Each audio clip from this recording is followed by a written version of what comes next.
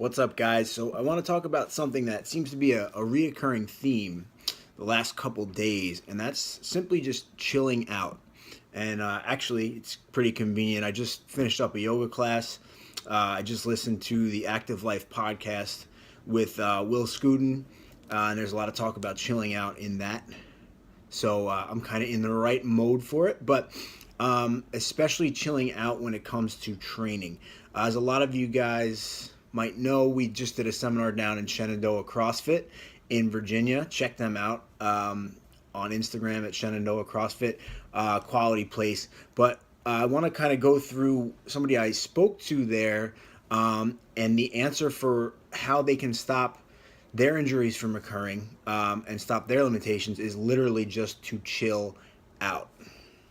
And the reason I say it's a reoccurring theme because not only did I notice it a theme in that situation working with that athlete specifically, but with a lot of the injuries and things happening at regionals this past weekend. And this is something that Dr. Sean, the at Active Life RX live feed video on Instagram this afternoon talked about why so many people are getting hurt, and it's stress, right? And we talked about how many people during the Open, if they take the Open seriously, just find themselves getting sick during the Open, and it's so random and it's such a coincidence. And we experienced this last year where our team were training really hard all year to try and get to regionals and see what we could do there, and I think we had the talent and the ability to do it, and come the Open, 3 or 4 of us come down with stomach virus, flu, etc. And these are people that are usually very healthy, and we all kind of get sick right around that same time, right in the middle of the Open, right? So that's a specific example when it comes to competition and it comes to stress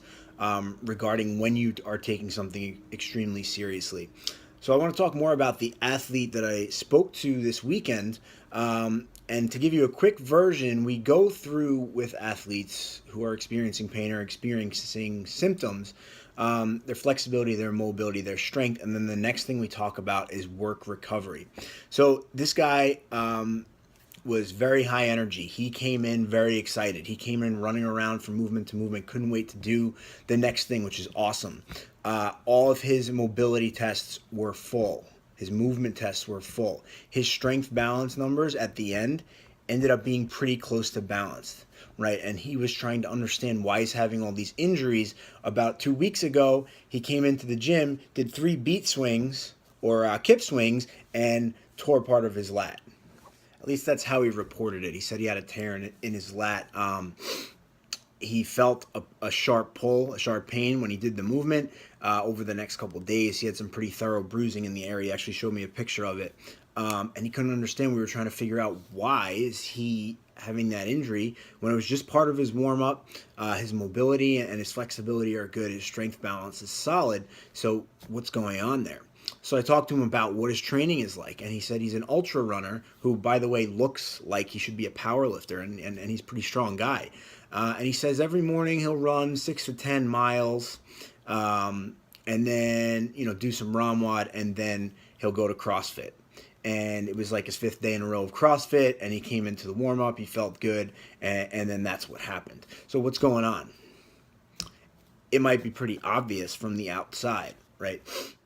But the amount of the work that this guy was doing was way beyond his ability to recover.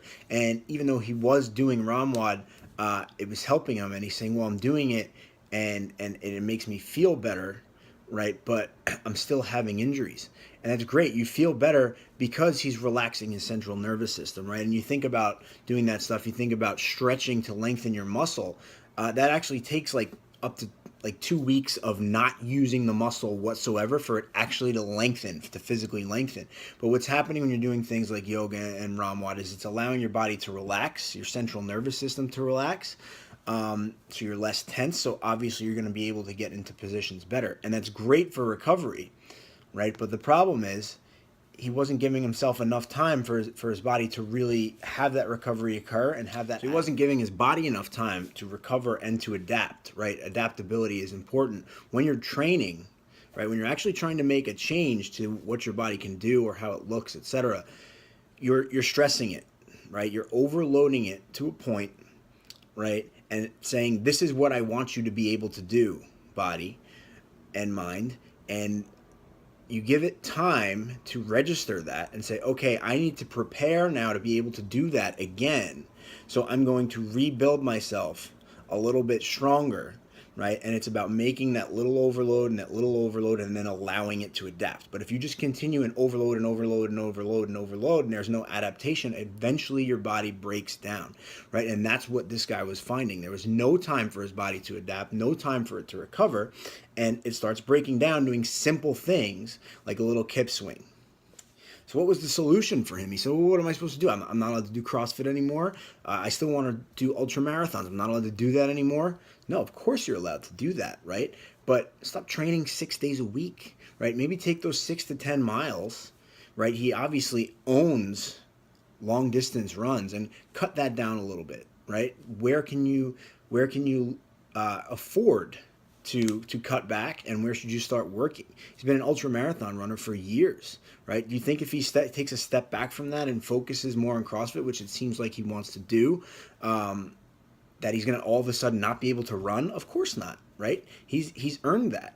So take a step back, right? Maybe sacrifice the things that you're good at, which might be the things you like doing. But if you want to make a change and you want to recover, right, spend time doing those other things and back off and chill out a little bit and give yourself time to adapt. So how do you know if your injury or your pain or your symptoms are a result of you not chilling out enough? And the answer to that is to find yourself a coach or somebody who would know, right? And go through some mobility assessments, some flexibility assessments, some strength assessments, take a look at your program, et cetera, right? But another really simple way to figure that out is take 2 or 3 days off. Take a week off. Think about the last time that you didn't exercise hard for a whole week, right? It might be several years for a lot of you, right? So you're not giving your body that chance to adapt. So try that. I know it's a leap of faith. I know you're like, oh, I'm going to get fat. I'm going to get slow. I'm going to get weak, etc. It doesn't work like that, right? It didn't take you 3 days, 4 days, a week to get as strong or fit as you are. So you're not going to lose it in that amount of time either. So, take a break, enjoy it, embrace it, go do some other things, get yourself out of the gym, think about your other interests, spend some time doing that so you're not bored. But give your body the chance to recover, right? And go back to the gym and see how you feel, right? Sometimes coming back can be a little tough because you're not used to that pain and that discomfort. But by the time you get into that workout, I have a feeling you're gonna be fine, and you might find that you actually feel a lot better, right? Because now your body has had a chance to recover and to adapt, right? So if that's the case, and you feel a lot better after you do that, and you're feeling you're stronger, and you're feeling you're more mobile and more flexible and more comfortable getting into positions, then you got to take a look at your volume and your loading, right, in general. Maybe you need to take those rest days more often. Maybe your active rest days need to be active rest days and not try and PR your 5K, but just go move around and move some light weight around and spend some time doing some quality work. And if you do something monostructural, make it really slow, make it really manageable, or get out of the gym, right? Go ride your bike, go take a walk, go hiking, something like that. But keep it low intensity, right? And let yourself recover. You're mentally and physically going to feel a lot better. When it comes to assessing, is it really my recovery that's the problem? If you're interested in getting more in depth and more personalized with it, right, find yourself somebody. I'm a little biased, but I think that we at the Active Life are the best at figuring that out, right? So contact us. We work remotely with people and we work in person with people. So you can go to the Active Life YouTube page, or at Active Life RX on Instagram, or performancecarerx.com to find that stuff. But, find somebody. Maybe it's not us. Maybe it's your coach. Maybe it's a coach in your area. Maybe it's, a coach at your gym. Talk to them about it, right? Figure out, is it your mobility? Is it your flexibility? Maybe. Figure out a solution. Start working towards it.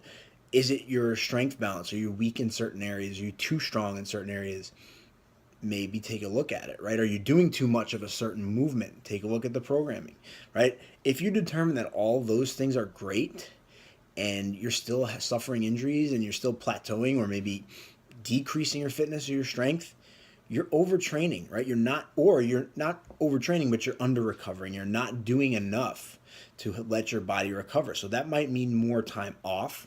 It might mean more quality work. So yeah, it might mean eating more. It might mean eating better, sleeping more, getting rid of some other stresses in your life, taking some time to meditate or just chill out and have a mindfulness practice.